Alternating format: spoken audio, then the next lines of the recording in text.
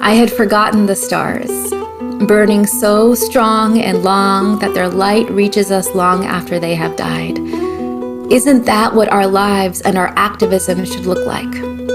Not the supernova, a single outburst under pressure, no.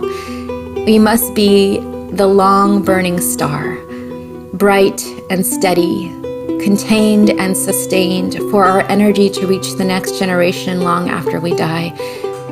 Oh, and to be part of constellations.